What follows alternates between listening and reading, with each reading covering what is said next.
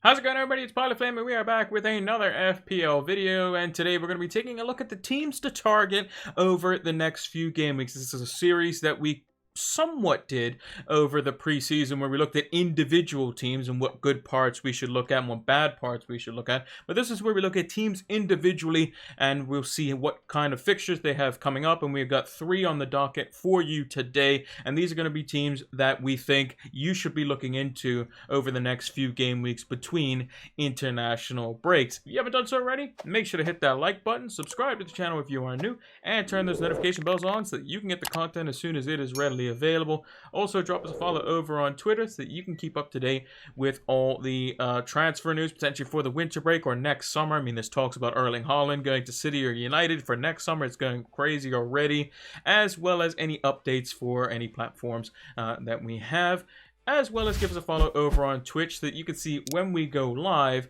for any of our FPL preview and deadline streams. We always leave a link down in the description below, as well as a pinned comment down below on the video to let you know when the next streams are. So without further ado, let's talk about our partners for the season with Fantasy Football Scout.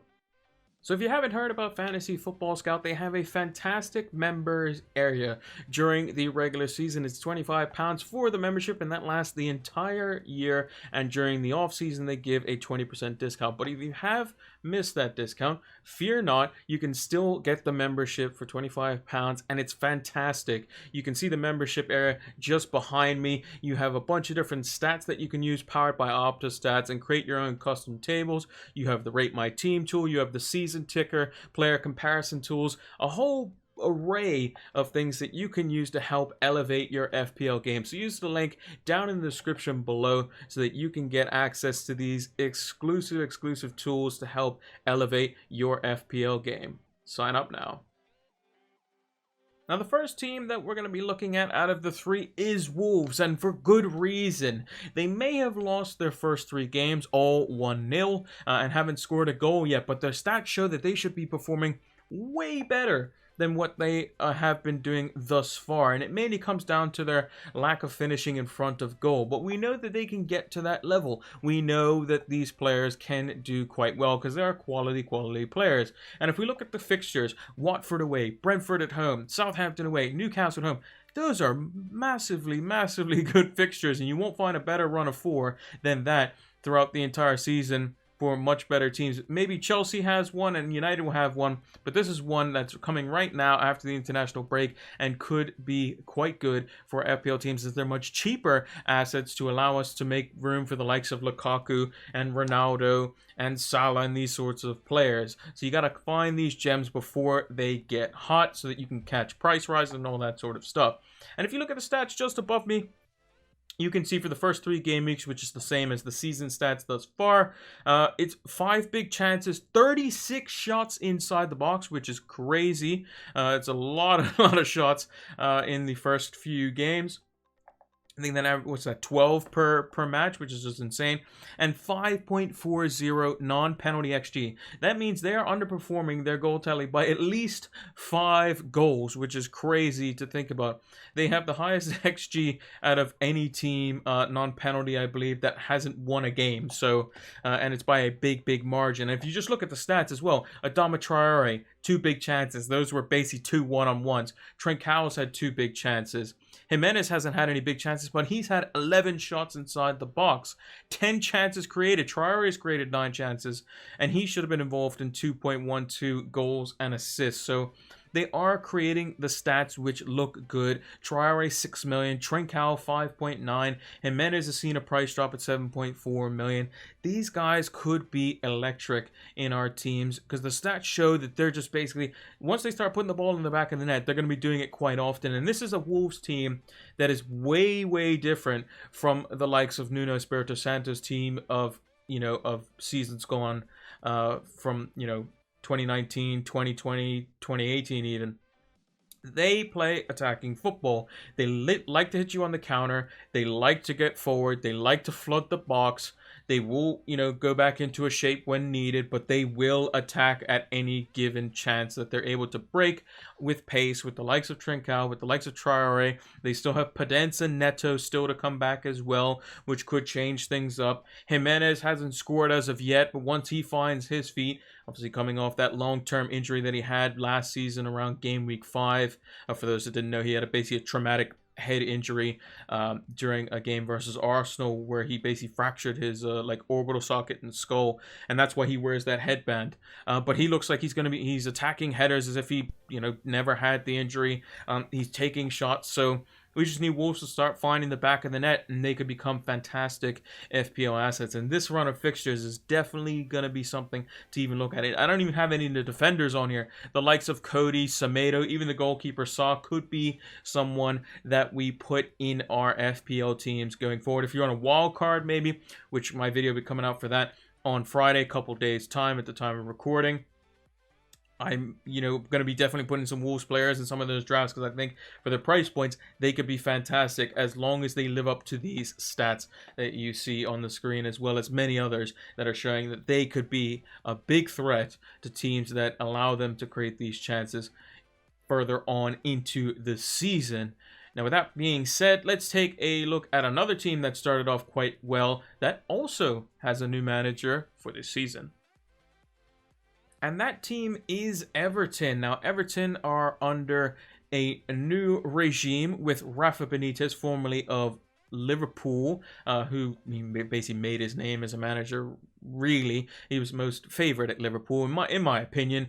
Some will say, his management elsewhere is probably a bit more prestigious, but I think at Liverpool, he really made his name, which is why a lot of Everton fans are very skeptical. Coming from the other side of Merseyside, you would think, hold on a second, we don't want him anywhere near our team, but they've been doing quite well right off the start. They managed to, get a draw versus Leeds. They picked up 2 other wins as well. And I think that there are some FPL assets there to be looked at. Damari Gray being one of them. They brought him in. I think he was only like £1.5 million or something like that as a transfer, which is just crazy to think about.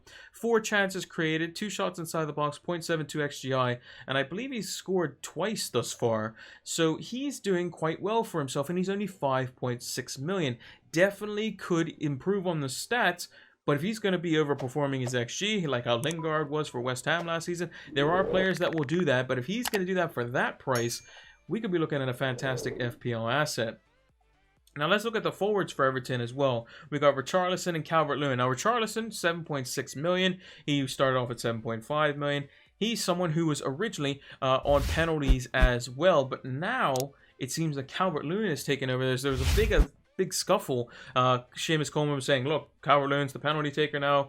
This is what we wanted. He's going to be taking them. So Calvert-Lewin looks to be on penalties as well, which is why his XGI is so high at 3.23.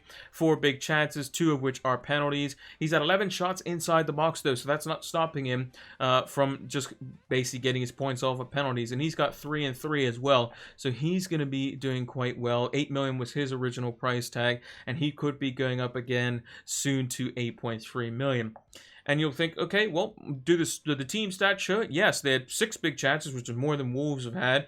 Slightly less shots with 28 inside the box, but 3.77 XG non-penalty. So even without the penalties, they're doing just as well as the likes of Wolves, as an example. So Everton are looking to help further that with these next coming fixtures too. I'm looking at potentially 9 points if I'm Rafa Benitez. Burnley at home, Norwich at home in game week 6, Aston Villa away, sandwiched in between those two.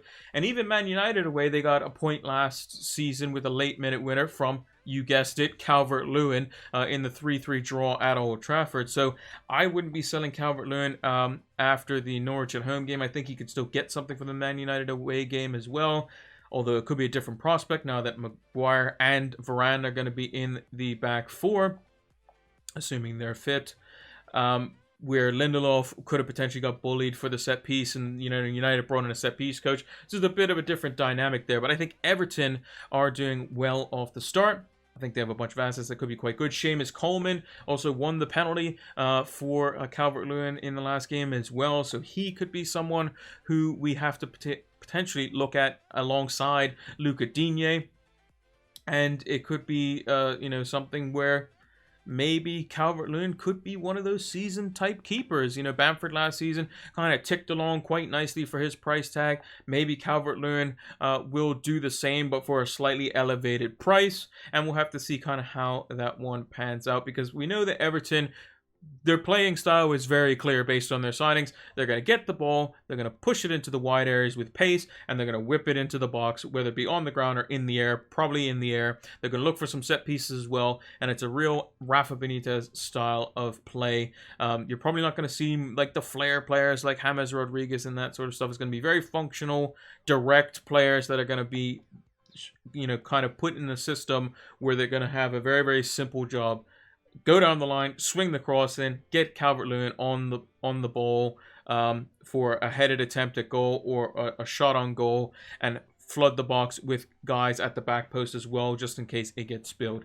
So I think Everton for the next 3 fixtures certainly should be in our thoughts for our FPL teams. And if you're on a wild card, I would say wait and see what the Calvert-Lewin injury could potentially be, because it says that he potentially had a muscle strain, and there was also something with his toe as well previously before the last game week started in game week 3. But if he's fine, then he should definitely be in our thoughts as well.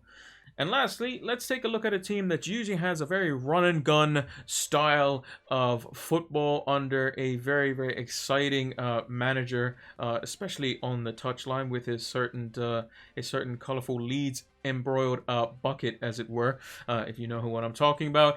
And their players are now going to have a good run of fixtures for the next few game weeks. And if you have a Leeds bucket with that logo on it, then you play for Leeds, I would say. Yeah, we're going to be talking about Leeds, and they have Liverpool coming up in game week 4, but that won't stop me from potentially getting in one of their attacking assets, because they have a great set of fixtures afterwards. Newcastle away, West Ham at home, Watford at home in the next 3 after that. Now, they've been underperforming, a little bit, only 19 shots inside the box, which is less than Everton, almost half as less as Wolves, but their non-penalty XG would suggest that they still can score goals, 3.18. That averages to be just over a goal per game. 5 big chances, the same number as Wolves as well. And I think some of their attacking assets just need to, up the levels just a little bit, and they'll be able to kind of demolish teams as they did in the lower half of the table. And the 3 that we're looking at: Jack Harrison, who signed on a permanent deal from Manchester City for around £12 million. Rafinha, who was a great FPL asset last season, probably the cheapest midfielder, in my books, that should have been way more expensive than what he actually is at £6.5 million. I think he should have been around 7.5. I would have been happy to pay that as well. And then Patrick Bamford started at £8 million. He's got 2 big chances. He's already scored as well. 7 shots inside the box. Not as much as he was taking probably the start of last season. So it's still some improvements there. And also they've signed Dan James, so maybe, just maybe, Rafinha could move into a more central role and can kind of take up that position that Rodrigo has been in the past. Now, how that fits in Bielsa's 3-3-1-3 system, I'm not too sure. Maybe that 1 is going to be Rafinha. The front 3 is going to be Harrison, Dan James, and Bamford. And then the 3 in behind him is going to be like Dallas, some type of other midfielder, and then maybe one of the fullbacks that's pushing up, and then he's going to play 2 center backs with the other fullback. Maybe that's how he's going to work it. I'm not too sure. We'll have to see on that front. But I think Leeds definitely have more to, kind of bring out of them, as it were. We know that even in against, tougher opposition like Liverpool, the opening day of last season, 4-3 on the scoreline. So pretty insane there. Then they scored a couple against Fulham. They had a shootout with United and ultimately lost that one in a 6-2, but they still managed to score twice and were happily, opening up to see if they can get those opportunities. And that's the thing you're going to get with Leeds. Leeds are going to play the same way no matter who the opposition is. They're not going to park the bus unless there's some type of, red card or something serious would happen.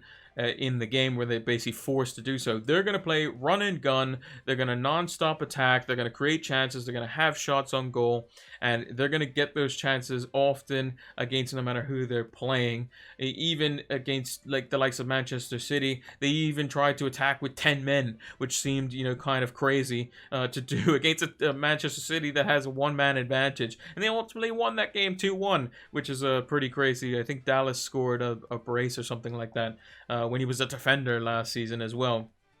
So Leeds do get up and down the pitch. We'll see how they integrate Dan James in. We'll see how Firpo does in their system as well. They've got Llorente back as well, who has helped them out tremendously, especially on the back half of last season, and shored up their defensive problems. Calvin Phillips is going to be getting back to full fitness as well. He's only going to improve them. So I think that Leeds are definitely one to watch here. If you're looking to wait on their assets, I can see why, as they play Liverpool away in Game Week 4. But I would say make sure you have the likes of potentially Rafinha or Bamford or somebody like that going into Game Week 5 onwards, because they have a nice run, and these 3 fixtures before the second international break are definitely quality enough for Leeds attackers to take advantage of them and score some points. But let me know in the comments down below which teams you're looking to target, which teams you're looking to avoid completely, and let me know, like I said, down in the comments below. And yeah, that's going to do it for all the teams to target in Game Week 4. And that is going to do it for our teams to target for Game Week 4 through to around Game Week 7. If you haven't done so already, hit that like button, subscribe to the channel if you are new, and turn those notification bells on so that you can get the content as soon as it is readily available. Drop us a follow over on Twitter so you can keep up to date with any and all new releases across all platforms, as well as give us a follow over on Twitch so that you can see when we go live for our FPL preview and deadline streams. There'll be a pinned comment down below so that you can check it out when we will be live next over on Twitch. And lastly, make sure to use the link down in the description below so that you can still get the members area access for Fantasy Football Scout. They have a bunch of different tools in there, as well as customizable stats tables powered by Opta Stats. It's going to help elevate your FPL game. Thank you all for watching, and until the next one, take care.